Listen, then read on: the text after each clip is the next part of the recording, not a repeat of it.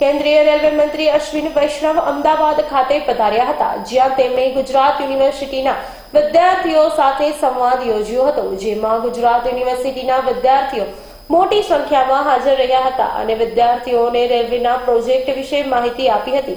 અંતમાં રેલ મંત્રીએ પત્રકારોને વિશેષ માહિતી આપી હતી.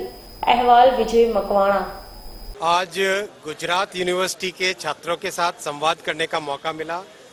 सारा फोकस था किस तरह से देश के भविष्य के निर्माण में किस तरह से प्रधानमंत्री श्री नरेंद्र मोदी जी की दूरगामी सोच है, जो नई टेक्नोलॉजीज आ रही हैं, चाहे वंदे भारत ट्रेन हो, नए स्टेशंस का निर्माण है, बुलेट ट्रेन का किस तरह से निर्माण हो रहा है, 5G टेक्नोलॉजी में किस तरह से हिंदुस्तान के designed radio equipment, core network equipment, उन सब का उपयोग होगा।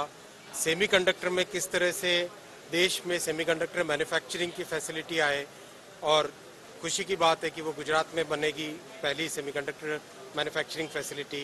वो सब छात्रों के साथ आज संवाद करने का मौका मिला, और सबसे अच्छी बात थी, छात्रों ने सबने कहा कि हमें एक 5G की लैब चाहिए, ऐसी लैब जिसमें हम 5G के नए नए एक्सपेरिमेंट्स कर सकें और 5G का उपयोग करके किस तरीके से नए प्रोडक्ट्स बना सके, नए स्टार्टअप्स लॉन्च हो सके, नए तरीके के सॉल्यूशंस बना सके।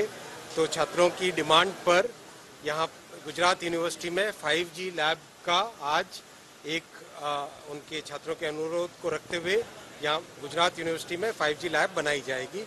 वो भी एक निर्णय किया गया सबके साथ मिलकर। बुलेट ट्रेन का काम बहुत तेजी से चल रहा है। 92 किलोमीटर्स के पिलर्स अभी तक बन चुके हैं। करीब करीब हर जिले में काम तेजी से चल रहा है। 8 की 8 नदियों पर पुल का निर्माण तेज चल रहा है। इस बार खूब बारिश हुई, लेकिन बारिश के दौरान भी कंप्लीट उसके जो कंस्ट्रक्शन का एरिया था उसके ऊपर शेड बना के अच्छे से बहुत ही सिस्टमेटिक तरीके से काम करते रहे, जिससे कि काम में कहीं भी स्लोनेस नहीं आए। बहुत तेजी से काम चल रहा है। और अब तो महाराष्ट्र में भी बहुत अच्छी बात है कि देश में करीब करीब 90% रेलवे का इलेक्ट्रिफिकेशन हो चुका है अभी। और इसके अलावा भी जो बाकी छोटे छोटे कहीं कहीं बीच बीच में सेक्शंस बच गए, करीब करीब हर हफ्ते हर महीने नए सेक्शंस कमीशन हो रहे हैं। यानी देश में अगले साल के एंड तक करीब करीब पूरे देश में रेलवे के जितने मेन लाइन ब्रॉड गेज है वो सारा का सारा इलेक्ट्रीफाई हो जाएगा। रेलवे में अभी भी हमारे ट्रैक्स ग्राउंड पे हैं, सरफेस पे है। देश के करीब करीब सभी जगह सरफेस पे ट्रैक्स हैं।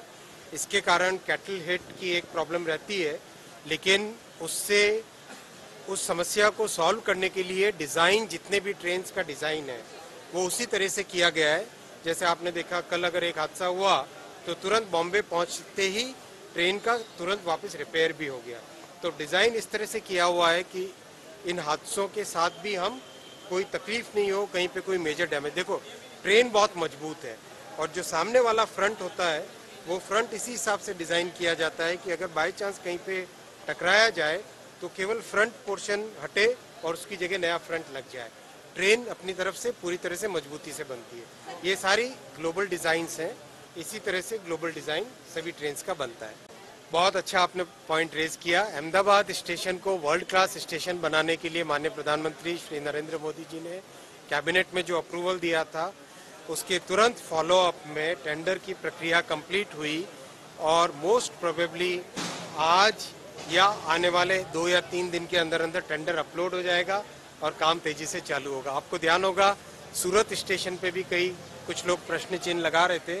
सूरत में ऑलरेडी कॉन्ट्रैक्ट अवार्ड हो चुका है और कॉन्ट्रैक्टर स्टेशन के काम के लिए मोबिलाइजेशन कर चुका है। उधना स्टेशन हो, सोमनाथ स्टेशन हो, जितने स्टेशंस पे काम है, बहुत तेजी से काम चल रहा है।